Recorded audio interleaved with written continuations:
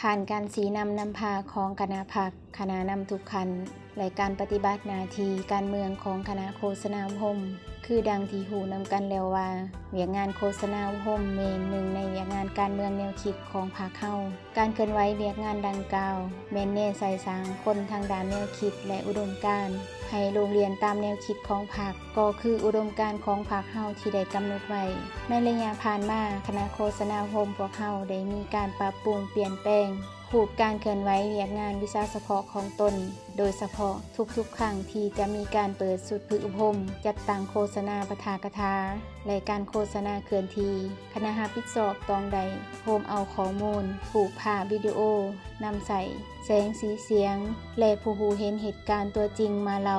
หรือสาธิตให้เป้าหมายได้สัมผัสในนั้นพวกเฮาได้ทดลองนำใส่ทฤษฎี3ต่อเป็นตัวช่วย1ต่อตัวอย่างพวกเฮาได้พยายามดัดปรับวิธีการโฆษณาโซนเสือโดยหันจากการโฆษณาที่นินทางด้านทฤษฎีมาเป็นการโฆษณาที่ติดพันกับการยั่งยืนโดยการยกตัวอย่างที่ชัดเจนของทุกๆปัญหาที่จะโฆษณาการยกตัวอย่างอาจเป็นส่วนประกอบน้อยหนึ่งของการส่งความรู้เท่านั้นการนำพาเหตุเป็นตัวอย่างการประพฤติปฏิบัติเป็นตัวอย่างยังมีบทบาทสำคัญต่อการยกสูงคุณภาพของเวียกงานโฆษณาอบรมในระยะใหม่2ต่อตัวจริงจากบทเรียนการโฆษณาหรือปฐกถาในระยะผ่านมาของอดีตการนำที่เคยเคลื่อนไหวในสมัยเหตุการณ์ปฏิวัติได้ชี้ให้เห็นว่ามวลชนจะให้ความสนใจเป็นพิเศษถ้าเว้าความจริงสิ่งที่เฮาสามารถพิสูจน์ได้ในสมัยก่อนเพิ่นได้ยกเอาเหตุการณ์จริงพฤติกรรมตัวจริงคนตัวจริงเสียงจริงผู้บรรยายก็แม่นผู้ที่ได้ผ่านกระบวนการตัวจริงมาเสนอยิ่งสามารถสร้างบรรยากาศได้อย่างพดฟื้นสร้างความสนใจและสามารถส่งความรู้ได้เป็นอย่างดีเพื่อยังยืนจุดประสงค์เป้าหมายของการโฆษณาและเฮ็ดให้ผู้ฟังสามารถเปลี่ยนแปลงทางด้านแนวคิดได้3ตัวแบบการนำใส่ตัวแบบเขาในการเคลื่อนไหวเวียกงานโฆษณาอบรมที่ติดพันกับตัวจริงและตัวอย่างเห็นว่ามีประสิทธิผลดีการนำใส่ตัวแบบเขาในการโฆษณาศึกษาอบรมการเมืองแนวคิดก็เพื่อจุดประสงค์ต้องการให้สังคมมีความเชื่อมั่นต่อการโฆษณาโซนเสือที่เกิดเป็นมาผลตัวจริงซึ่งมีตัวแบบที่สร้างขึ้นจากการพันขยายเนื้อในของการโฆษณา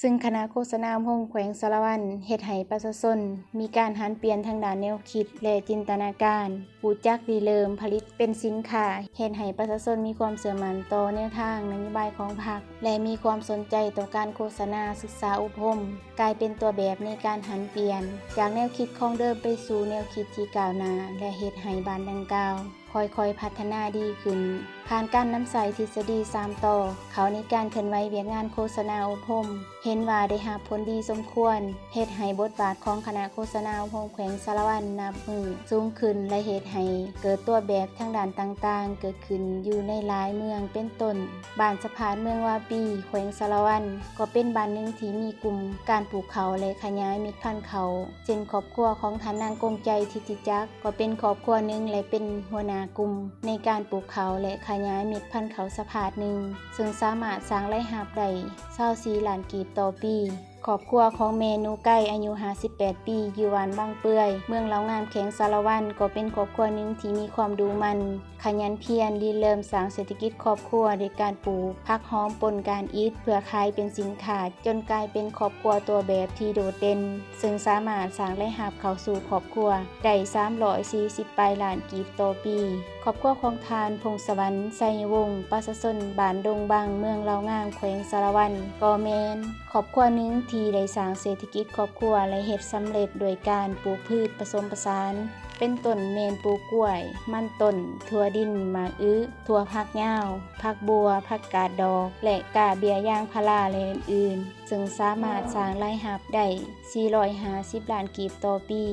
ครอบครัวทานเลิศประสาจันทร์เป็นครอบครัวตัวแบบในการเลี้ยงไก่พันธุ์ไข่อยู่บ้านนนดินทรายเมืองละครเพ็งท ที่ประสบผลสำเร็จในการพัฒนาเศรษฐกิจครอบครัวโดยได้นำเอาไก่พันธุ์ไข่มาเลี้ยงจำนวน 2,200 โตวในมูลค่า215 ล้านกีบเฉลี่ยรายรับ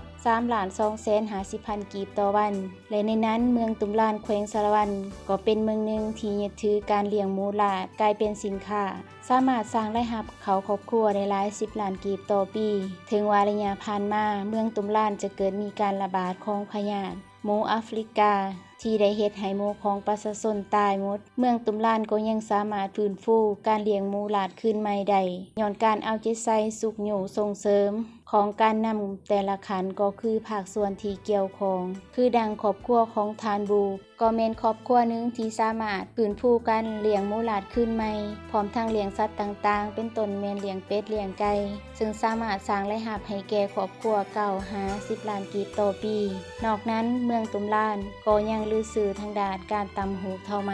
ของแม่หญิงที่มีลวดลายอันปาณีตและได้รับการส่งเสริมจากการนำของเมืองปัจจุบันได้พัฒนาขึ้นอย่างต่อเนื่องและได้เกิดมีครอบครัวตัวแบบทางด้านหัตถกรรมตำหูกเส้นครอบครัวปาโตยแก้วตองตาก็เป็นหนึ่งในประชาชนบ้านดินดากเมืองตุมลานแขวงสารวันที่ขึ้นกับกลุ่มหัตถกรรมตำหูกท่อไหมบ้านดินดากลาวก็มีอาชีพเฮ็ดนาและยังประกอบอาชีพตำหูกท่อไหมตื่นอีกจนกลายเป็นตัวแบบซึ่งสามารถสร้างรายรับเข้าสู่ครอบครัว12 ล้านกีบต่อปีทั้งหมดนั้นเป็นการเคลื่อนไหวเวียงงานโฆษณาอุปมที่เคลื่อนไหวไปตามวิสัยทัศน์ของการปรับปรุงคุณภาพและยกสูงบทบาทการโฆษณาด้วยรูปแบบ3 ต่อให้นับมือนับดีขึ้น